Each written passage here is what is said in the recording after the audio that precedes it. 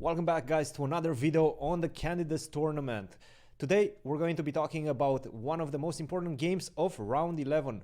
Of course, that is the one between Anish Giri and Liren. Anish Giri going into this round was 1 point behind the leader Jan Nepomniachtchi.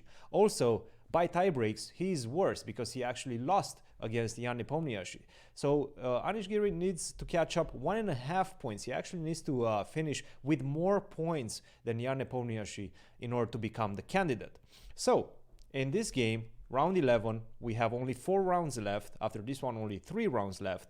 Anish Giri had to strike with the white pieces. He was playing against Liren from China, who is having quite a bad tournament. Let's see what happened.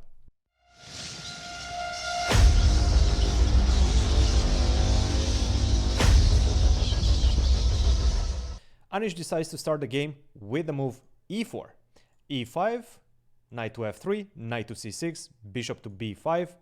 We have the Ruy Lopez on the board, a6, bishop to a4, knight to f6, castle, bishop to e7, and now the topical line and the main line in the position is the move rook to e1, defending the pawn on e4. You can also defend that pawn on e4 with the move d3, but Anish decides to go for more of a sideline, and that is to play the move bishop takes c6, d takes c6, d3, defending the pawn on e4, bishop to d6. Now black has to react, defending the pawn on e5. He can do so by playing the move bishop to d6, which he did, or he can play the move knight to d7. Knight to d7 is considered to be one of the main alternatives as well. Another way to defend it is to play bishop to g4 and create this pin against the knight on f3 and indirectly defending the pawn on e5 because white cannot take on e5. But bishop to d6 is a very natural option as well. Knight bd2, bishop to e6, and now we have the big surprise in the opening prepared by Anish and his team, and that is the move knight to e3. A lot of moves have been played in this particular position, but not with knight b3. So we have b3 as one of the main options to prepare the move bishop to b2, attacking the pawn on e5 and potentially getting this knight to c4 in the future. We have the move rook to e1 with ideas such as knight to f1, knight to g3, and try to put the knight on that side, then h3, and then just try to break in the center via either c3, d4 or b3 and d4. But this move knight to b3 was never seen, and to be honest, I am not 100% sure why. So definitely a very nice find by team Giri in this particular very important game. Black responded with the move queen to e7. I do not necessarily like this decision. Nevertheless, Ding had clear plans in mind, and that is to go long castle and play a very double-edged position. Most likely we're going to get opposite side castles, and then we're going to get pawn storms and everything that comes along with it, which is usually very dangerous positions for both sides. So Ding was not in a peaceful mood, let's say, today. He was definitely ready for a fight. An alternative instead of queen e7 in this position would be to just simply play the move a5, taking away this very important square a5 for the knight, and also preparing to potentially displace this knight on b3 via the move a4. That's just another alternative. Queen to e7, what was played in the game, is definitely one of the main lines as well. White immediately jumps with the knight to a5, and this is a very good square for the knight. It's not very topical because in general we know that the knights have to stay closer to the center, not necessarily out on the side. But in this case, the knight on a5 actually is doing an amazing job, because after rook to b8, for example, you're not going to be able to kick this knight away with the move b6 because the pawn on c6 is going to be lost. So your rook is going to be completely paralyzed to the defense of this pawn on b7. I'm using my knight, but I'm paralyzing one of your rooks. So definitely that's a good trade-off for white. Black, instead of rook to b8, decided to go for the aggressive long castle.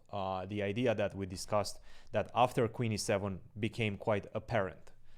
Queen to e2, bishop to g4, and in this position we're slowly going to understand that White is going to attack on the king side, potentially try to go a4, b4, c4, and just break black's position open.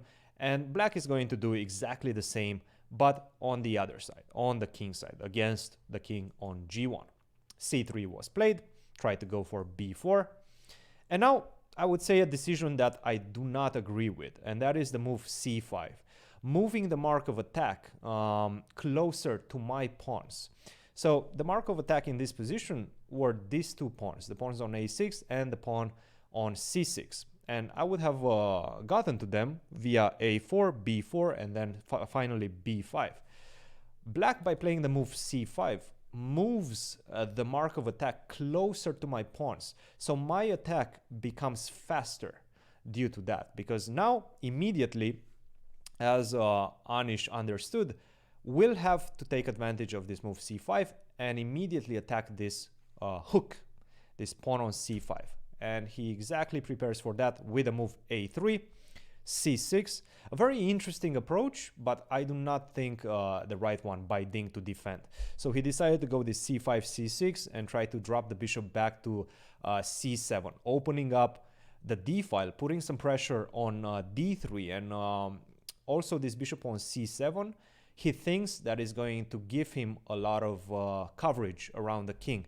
But as we will see, that is not necessarily the case. b4, immediately white goes for this pawn on c5, bishop to c7, and now white played a very natural move, a knight to b3.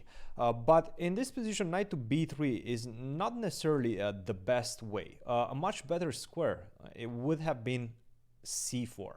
And the idea behind this move, knight to c4, is that I'm going to immediately and very aggressively break you with a move a4 and b5, no matter what you're going to do in the position. So for example, if you move knight to d7, which was also the move that was played in the game after knight to b3, now I'm simply going to go a4. One of the main differences in this position, so imagine the knight was on b3, as we will see in a couple of minutes. With the knight on b3, black was able to take on b4 and take with the queen on b4 and have an extra pawn. With the knight on c4, things are much more different, because right now, after bishop to a3, this queen is going to get trapped. You're not going to be able to get it back in your own camp. So for example, if you go queen to b3, then thank you very much. I'm going to go rook to b1, and this queen is going to be trapped one way or the other. Same if you go queen to c3, I can actually force your queen to go to b1, to b3. And now if you take the pawn, then I'm just simply going to move my bishop, and suddenly the queen has nowhere to go. Not only that, but you also lose an exchange. So the position is completely busted.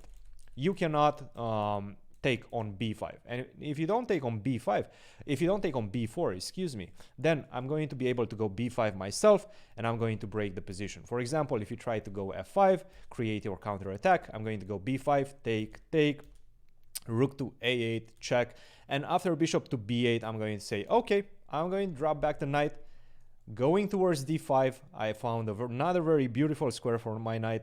Also, I'm taking advantage of the fact that you're kind of overexpanding on the king side, and the position is just completely losing for black, despite the fact that he is a pawn up. But let's see, his structure on the queen side is not very good, not very stable, and I'm going to be able to pick at it. For example, I'm going to continue with bishop a3, rook b1, queen b2.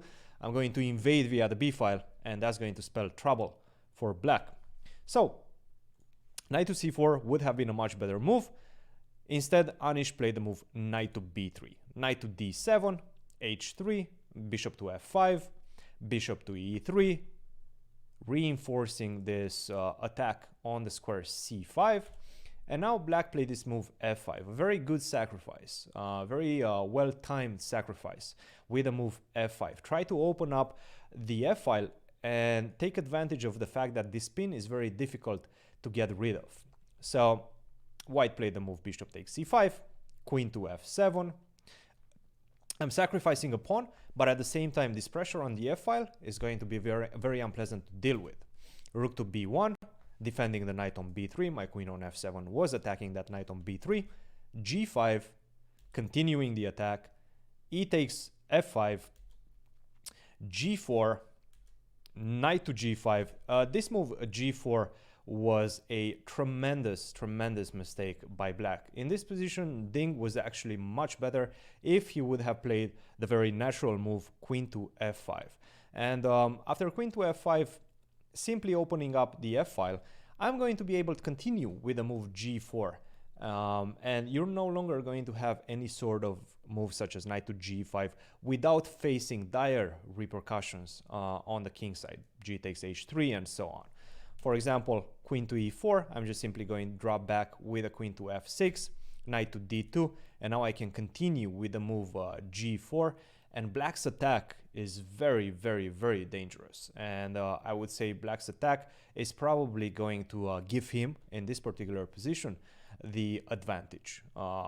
So instead of this move, queen takes f5, which would have been the natural move, black, Ding that is, decided to play the move g4, a very ambitious way of playing this position. Unfortunately, I think he just simply missed the very powerful response knight to g5, queen to f5, and now h4. And just this move h4, this simple move h4, cripples down black's attack on the king side, because suddenly you no longer have a mark of attack. You no longer have a way to open up the position in front of my king. I was able to sidestep your attack, and this is going to be decisive.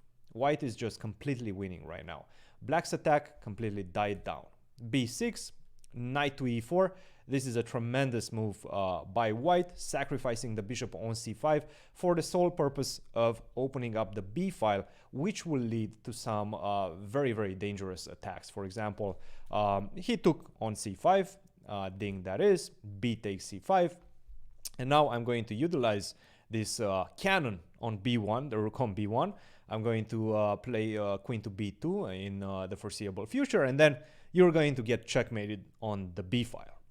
So knight to f6 was played, knight to d6, another very beautiful sacrifice to open up the position for white, bishop to d6, c takes d6.